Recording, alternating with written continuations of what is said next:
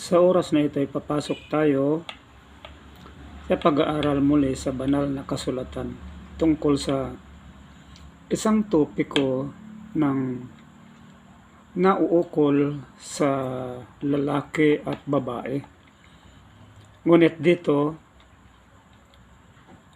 pag-aaralan lamang natin ang tungkol sa mga lalaki. Kung paano ang mga sinasabi ng sulat tungkol sa pagkaligaw ng ilang mga kalalakihan sa kanilang damdamin. Kaya ang pag-aaralan natin ito ngayon ay iugnay natin mula sa Leviticus. Sa Leviticus chapter 20 verse 13, ganito ang sinasabi niya. Kapag ang isang lalaki ay sumiping sa kapwa lalaki, na gaya ng pagsiping sa babae, sila ay kapwa na kagawa ng bagay na karumal-dumal. Tiyak na sila'y papatayin, ang kanilang dugo ay nasa kanila. Dito may sinasabi niya, ang isang lalaki, pag sumiping sa kapwa lalaki, ito, bakit may mga lalaki na sumisiping sa kapwa lalaki na gaya ng pagsiping sa babae? Ito ay mahirap tanggapin kung minsan, kung normal ang kaisipan ng isang lalaki man o isang babae, dahil sa silang dalawa ay parehong lalaki. Ngunit, nalilihis ang kanilang pagkilala sa kanilang tunay na pagkalalaki at sa kanilang damdamin. Dahil gumagawa sila ng bagay na para sa isang lalaki lamang at sa isang babae. Kaya, ang kanilang ginagawa ay bagay na karumal-dumal. Itong sinasabing karumal-dumal ito ay napakaruming gawain. Ito, hindi nababagay talaga at hindi karapat-dapat na gawin ng isang lalaki sa kanyang kapwa lalaki. Dahil ang isang lalaki ay nilikha ng Panginoon para sa babae. At ang babae naman ay para sa lalaki. Hindi ang lalaki para sa kanyang kapwa lalaki. Ngayon, sila ay kapwa na lihis sa kanilang tunay na damdamin o kaya sa kanilang tunay na kasarian. At sinasabi dito, tiyak na sila'y papatayin. May hatol na sa kanila. Hindi pa man dumadating sa kanilang hangganan, may hatol na ang Panginoon sa kanila. Dahil ang kanilang dugo ay nasa kanila. Kung minsan, nangyayari ang pagsisiping o pagtatalik ng lalaki sa lalaki dahil kung minsan ay dahil sa pera, dahil sa ang unang lalaki, bagaman nakikilala niya na ang kanyang kasiping ay lalaki, nakapares niya, nangyayari dahil sa ang unang lalaki ay may pagnanasa marahil ay salapi, kayamanan, na maaring ibibigay ng lalaki na kaniyang makakasiping. Bagay na napakarumi kahit sa tingin ng mga tao, lalo na sa ating Panginoon. Dahil sinasalansang nila yung kanilang tunay na kasarian, yung tunay na damdamin nawa na taglay ng kapwa lalaki para sa babae lamang. Ngunit, binabago nila yung nararapat na magiging buhay nila. Kaya nga, ang kanilang gawa ay karumal-dumal at may hatol na sa kanila na sila ay papatayin. Dito, nakakamangha kung minsan bakit nagkakaroon sila ng ganitong pagkaligaw sa kanilang sarili. Dito naman sa Bagong Tipan, Mula sa aklat ng Roma, sinulat ito ni Pablo. Kanyang dadagdagan ang tungkol sa sinulat naman sa Lumang Tipan. Ito naman ang sinulat ni Pablo. Mula sa libro ng mga Roma, Kapitulo 1, dito sa verse 27. At gayon din naman ang mga lalaki. Nang iwan ang likas na pakikipagtalik sa mga babae. So, may mga lalaki na umayaw sila sa pakikipagtalik sa mga babae. Iniwanan nila yung pakikipagtalik sa mga babae. Ayun ang sabi na. At nag-alab sa kanilang pagnanasa sa isa't isa, gumagawa ng kahalayan ang mga lalaki sa mga kapwa lalaki. Ito yung lalong nakakahiya, no? Dahil inulit naman niya ito yung sinalita doon sa Lumang Tipan. Iniwanan nila ang likas ng pakikipagtalik sa mga babae.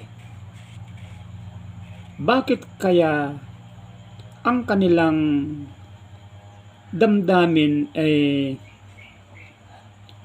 nag-alab sila ng pagnanasa sa isa't isa na lalaki sa lalaki?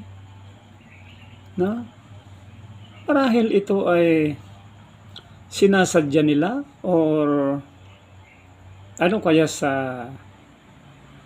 maaring palagay natin, ngunit sinalita ito ng sulat dahil noon pa man nakita ng Panginoon na mali ang ginagawa nila.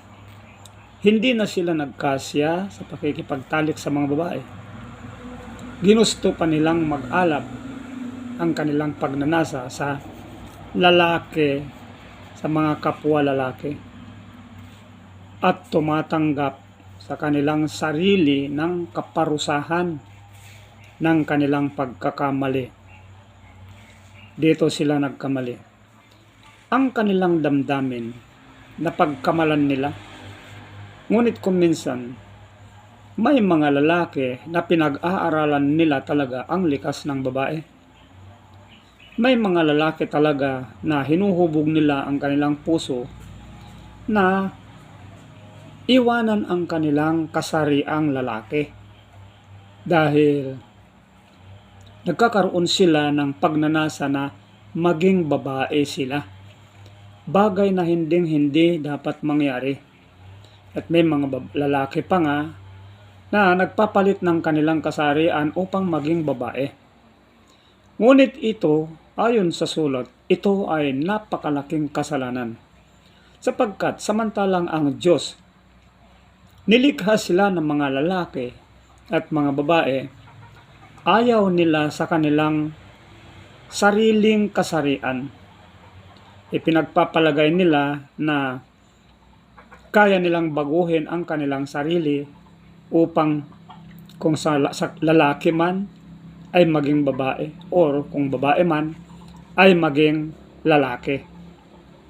Ito yung napakalaking bibigay ng kahiyan sa Panginoon. Dahil ang kanilang damdamin, pinapalagay nila na ang Diyos nagkamali sa paglikha sa kanila. Na sinasabi, samantalang lalaki, may damdamin siyang babae, o babae man, may damdamin siyang lalaki.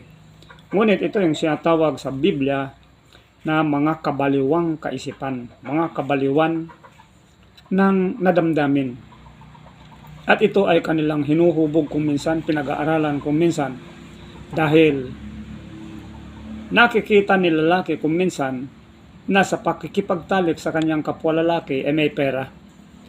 Dahil yung lalaki na nagiging damdamin niya ay babae, humahanap siya ng kapwa lalaki na makatalik niya, na binabayaran niya. At may lalaki naman na tumatanggap sa kabayaran sa pakikipagtalik niya sa kanyang kapwa lalaki. Bagaman ito ay hindi nararapat, ito ang sabi ng Panginoon. Papunta tayo dito sa last verse. Sabi niya,